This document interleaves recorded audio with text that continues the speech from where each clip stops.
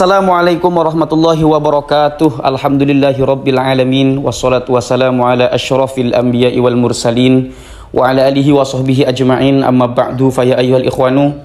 Ada tanggapan terbaru dari Kiai Haji Imaduddin Utsman Al-Bantani terhadap Habib Rumel Assegaf atau Gus Rumel Abbas dengan tajuk 4 nama nasabah Alawi terindikasi kuat fiktif. Ini ada diksi kuat. Nanti kita akan baca bersama-sama di bawah bagaimana tanggapan dari Kiai Haji Imaduddin Utsman Al-Bantani. Dalam tulisan lalu, penulis katakan, dalam tanda petik, bahkan dari manuskrip Habib Rumel, penulis sekilas dapat tambahan dukungan keterputusan Ba'alawi semakin panjang menjadi 651 tahun. Mengapa demikian? Perhatikan di menit ke-4.05 dari video Habib Rumel Assegaf. Di sana ia menampilkan manuskrip kitab As-Suluk karya Al-Janadi 732 Hijriah. Ternyata nasab Bani Jadid dalam kitab As-Suluk yang ada dalam versi cetak dan versi Al-Maktabah Asy-Syamilah berbeda dari versi manuskrip tersebut. Dalam versi cetak kitab As-Suluk dari Maktabah Al-Irsyad di kota Son'a tahun 1416 Hijriah yang ditahqiq oleh Al-Aqwa Al-Hiwali, nasab Bani Jadid adalah seperti ini. Nomor 1 ada Abul Hasan Ali, yaitu Ali kedua, bin Muhammad kedua, bin Ahmad kedua, bin Hadid bin Ali pertama. Kemudian ada Muhammad Muhammad pertama, bin Hadid pertama, bin Abdullah, bin Ahmad bin Isa. Dari Abdul Hasan Ali sampai nama Ahmad terdiri dari 9 nama.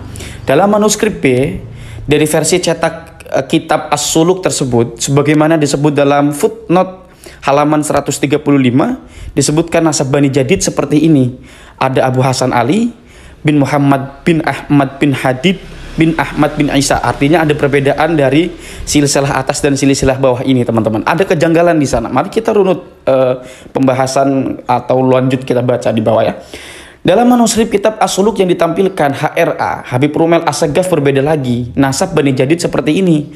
Abul Hasan Ali bin Muhammad bin Ahmad bin Hadid bin Abdullah bin Ahmad bin Isa. Dari Abdul Hasan Ali sampai Ahmad terdiri dari 6 nama itu. Dari 3 versi nasab Bani Jadid tersebut yang konsisten adalah Abul Hasan Ali berayah Muhammad, yaitu Muhammad berayah Ahmad, dan yaitu Ahmad berayah Hadid. Yang tidak konsisten adalah Hadid. Dalam versi cetak disebut ada dua Hadid, yaitu Hadid 1 berayah Abdullah, Hadid 2 berayah Ali. Lalu dalam manuskrip B, Hadid hanya 1, ia berayah Ahmad bin Isa. Dan dalam manuskrip Habib Rumel Assegaf, Hadid berayah Abdullah dan tidak ada Hadid kedua. Nah ini yang kemudian menjadi persoalan. Mari kita runut lagi, teman-teman. Dari uraian tersebut, kita mengetahui betapa bermasalahnya nasab Bani Jadid tersebut. Bagaimana ia akan menjadi tenaga ketersambungan nasab Alawi Ubaidillah, sedangkan dirinya sendiri tergeletak dalam ruang pentahriran yang membahayakan keutuhannya. Dari ketiga versi itu, hanya versi cetaklah yang secara kesesuaian tahun dalam ilmu nasab bisa menjadi logis. Karena tokoh historis Abdul Hasan Ali bin Muhammad ditulis oleh Al-Janadi dalam tempat lain dalam kitabnya dengan tahun wafat 620 Hijriah. Sedangkan Ahmad bin Isa diketahui dari berbagai sumber wafat tahun 345 Hijriah. Maka jarak waktu antara Abdul Hasan Ali dan Ahmad bin Isa adalah 275 tahun. Jarak itu membutuhkan kurang lebih 9 nama. Pas sekali atau tepat sekali kita lihat nama-nama dalam versi cetak itu dari Abdul Hasan Ali sampai Ahmad bin Isa ada 9 nama. Nah, pertanyaan kemudian, lalu apakah nama-nama ini betul tokoh historis? Menurut penulis, tokoh historis dari 9 nama dalam versi cetak itu yang merupakan tokoh historis hanyalah 5 nama, yaitu Abu Hasan Ali, Muhammad, Ahmad, Hadid, dan Ahmad bin Isa. Sedangkan yang lainnya hanyalah pelengkap untuk menyesuaikan dengan tahun Ahmad bin Isa. Nama-nama fiktif ahistoris, artinya ahistoris itu yang tidak historis, adalah 4 nama, yaitu Ali pertama, Muhammad pertama, Hadid pertama, dan Abdullah. 4 nama ini fiktif disebutkan hanya sebagai syarat lengkap kesesuaian tahun. Ini juga yang kemudian Kiai Haji Imaduddin Utsman Al-Bantani mengatakan bahwasanya Abdullah itu adalah cangkokan ya. Dari mana kita mengetahui 4 nama ini fiktif? Kita mengetahuinya dari manuskrip B yang tidak menyebutkan 4 nama tersebut, dan juga diperkuat oleh manuskrip HRA atau Habib Rumel As-Segaf yang tidak menyebutkan 3 nama, yaitu Ali pertama, Muhammad pertama, dan Hadid pertama. Kenapa penulis yakin bahwa 4 nama itu fiktif? Penulis meyakininya selain dari manuskrip B dan manuskrip HRB atau Habib Rumel As-Segaf tersebut, dari manuskrip Sunan Turmuzi yang di dalamnya memuat ijazah untuk Muhammad bin Abdul Hasan Ali yang hanya menyambungkan sampai jilid kedua dan tidak menyambungkan sampai Abdullah bin Ahmad bin Isa. Nah, kemudian ada dugaan kronologis penambahan 4 nama fiktif. Ini bagi subjudul ya di bagian lain. Untuk menyambungkan Abdul Hasan Ali sebagai keturunan Nabi Muhammad SAW, pertama dituliskan Abdul Hasan Ali bin Muhammad bin Ahmad bin Hadid Ahmad bin Isa. Jadi pertama kali tidak ada nama Abdullah sama sekali. Hadid kedua langsung berayah Ahmad bin Isa. Silakan itu bisa dilihat di manuskrip B versi cetak kitab As-Suluk sebagaimana disebut dalam footnote halaman 135. Ini berarti silakan lihat di manuskrip B, yaitu versi cetak kitab As-Suluk, yang itu juga sebagaimana disebut dalam footnote halaman 135. Karena setelah disesuaikan dengan Ahmad bin Isa yang wafat tahun 345 Hijriah, hal ini tidak masuk akal, maka memerlukan nama-nama tambahan. Dan maka pula itu ditambahkanlah nama Abdullah sebagai nama anak Ahmad bin Isa. Ternyata setelah ditambah pun dirasa masih kurang masuk akal, karena jarak antaranya masih jauh. Maka ditambahkanlah 3 nama dengan cara mengulang 2 nama pertama secara berurut, dan 1 nama Hadid sebagai anak Abdullah. Kemudian masuk pada pola seperti itu pula yang terjadi pada nasab Ba'alawi Ubaidillah. Coba perhatikan nama-nama di bawah ini. Pertama ada Muhammad, yaitu Faqih Al-Muqaddam, Ali bin Muhammad Sahib Mirbat bin Ali Khali Qasam bin Alwi bin Ali bin Muhammad bin Alwi pertama bin Ubaidillah. Dari 9 nama ini yang patut dicurigai fiktif adalah 4 nama, Ali, Muhammad, Alwi pertama, dan Ubaidillah. Untuk menyesuaikan tahun sampai Ahmad bin Isa, dari Alwi kedua diperlukan 4 nama.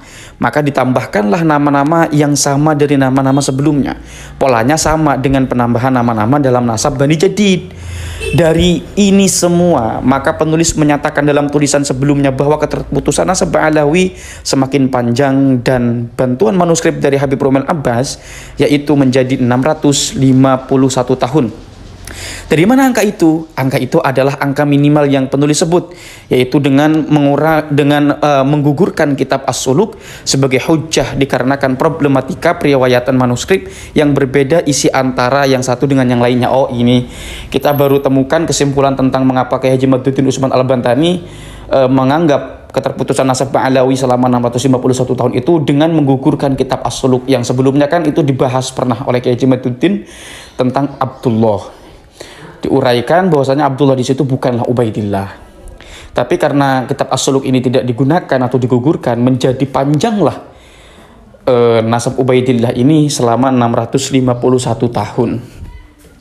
Jika ada yang mengatakan, tetapi kitab setelahnya meriwayatkan nasab Bani Jadid sebagaimana As-Suluk, itu menunjukkan bahwa As-Suluk dapat dijadikan hujjah karena adanya periwayatan yang sama dengan kitab setelahnya. Maka di sini penulis menjawab. Artinya Kiai Haji Madzuddin Utsman Al-Bantani di sini memberi jawaban. Adanya susunan nasab yang sama dari Bani Jadid dalam kitab-kitab setelah As-Suluk menunjukkan kemungkinan besar kitab-kitab tersebut mengutip dari As-Suluk dari salah satu versi periwayatan yang mungkin telah ditambahi penyalin. Nah, ini berarti sudah wilayah interpretasi ya. Artinya di sini Kiai Haji Madzuddin Utsman Al-Bantani tidak mempercayai kitab yang sudah ditahqiq itu. Diragukan lah begitu statusnya. Kenapa? Karena terjadi silang riwayat, banyak riwayat sekali yang janggal begitu ya. Ketika As-Suluk gugur sebagai hujjah, maka kitab Habib Ali As-Sakron yaitu kitab Al-Burqatul Musyiqah yang menyebut keluarga Ba'alawi Ubaidillah pun gugur karena kitab Al-Burqah berpatokan dalam menyambungkan nasab Ba'alawi Ubaidillah dengan kitab As-Suluk tersebut. Nah, ini ketika kitab Al-Jannah digugur, secara otomatis kitab Habib Ali As-Sakron Al-Burqatul Musyiqah pun gugur. Kenapa? Karena kitab Al-Burqatul Musyiqah itu menyimpulkan Abdullah sebagai Ubaidillah, itu dihasilkan atau diinterpretasikan dari kitab As-Suluk Al-Jannadi. Begitu. Kemudian setelah As-Suluk dan Al-Burqah gugur, penulis kembali pada kitab Tuhfatul Thalib karya As-Samarqandi yang wafat 996 Hijriah yang menyebut nama lazim dari keluarga Ba'alawi, Ubaidillah seperti Alwi dan sebagainya.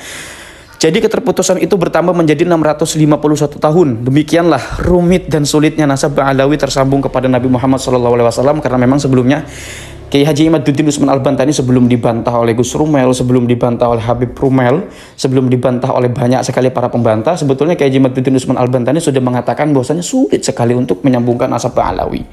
Nah, di sini kita juga harus adil. Ada sikap sebetulnya dari Kiai Haji Imaduddin Usman Al-Bantani yang ingin sebetulnya menghubungkan nasab tersebut.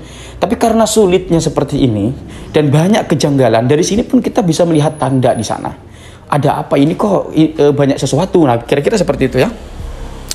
Lalu mengenai Habib Rumel Abbas yang meminta bantuan atau mohon bantuan kepada As-Suluk tidak menyebutkan makam Nabi Hud dalam kitabnya itu, penulis dapat bantu jelaskan. Nah, ini artinya Kiai Haji Imaduddin Usman Al-Bantani kan kemarin Habib Rumel itu mempertanyakan tentang mengapa As-Suluk tidak mencatat makam Nabi Hud. Makam Nabi Hud di sana ya. Nah, di sini Kiai Haji Imaduddin Usman Al-Bantani ingin menambahinya, ingin membantunya. Coba kita bacakan teman-teman di sini. Kita baca mana tadi? Lalu oke. Dalam kitabnya penulis dapat bantu jelaskan karena riwayat bahwa makam Nabi Hud terdapat di Hadramaut itu adalah riwayat yang dhaif. Bahkan ulama menjelaskan bahwa ditemukannya makam tersebut bukan berdasarkan riwayat tetapi hanya berdasarkan kasyaf para ahli sufi. Ada beberapa riwayat ulama tentang kuburan Nabi Hud, diantaranya terdapat di makam dekat sumur Zam-Zam. Ada yang mengatakan terdapat di Damaskus, di Damaskus. Qaul yang kuat tentang itu adalah bahwa pendapat yang kuat tentang itu adalah bahwa tidak ada riwayat yang sahih tentang kuburan para nabi selain kuburan Nabi Muhammad sallallahu alaihi wasallam. Lalu tentang Abu Marwan, penulis kasih kode bahwa Abu Marwan bukanlah keluarga Ba'alawi. Mencari pendeknya keterputusan Ba'alawi dengan nama Abu Marwan bagaikan mengukir di atas air. Penulis Imaduddin Usman Al-Bantani atau Kiai Haji Imaduddin Usman Al-Bantani. Nah, kira-kira itu saja teman-teman yang dapat saya sampaikan. Mudah-mudahan ada manfaatnya dari apa yang saya sampaikan ini, walaupun satu kalimat. Kita tetap jangan saling membenci. Saya minta maaf kalau ada kata-kata yang dapat menyakiti hati teman-teman semuanya. Doakan hati saya juga, mudah-mudahan saya terhindar dari segala jenis kebencian terhadap siapapun. Kita tetap harus saling mencintai. Kita mengkritik, kita apapun itu atas dasar rasa cinta kita kepada kita semua ya, kepada sesama kita sebagai manusia. Kita sebagai sama satu keturunan dari Nabi Adam. Kullukum min Adam wa Adam khuliqa min turabin. Jadi sama-sama dari tanah lah, tidak ada yang patut kita sombongkan. Ya, sekali lagi saya mohon maaf kalau ada kata-kata yang salah, tapi mudah-mudahan juga ada manfaatnya dari apa yang saya sampaikan walaupun satu huruf. Hadanallahu wa iyyakum ajma'in. Wassalamualaikum warahmatullahi wabarakatuh.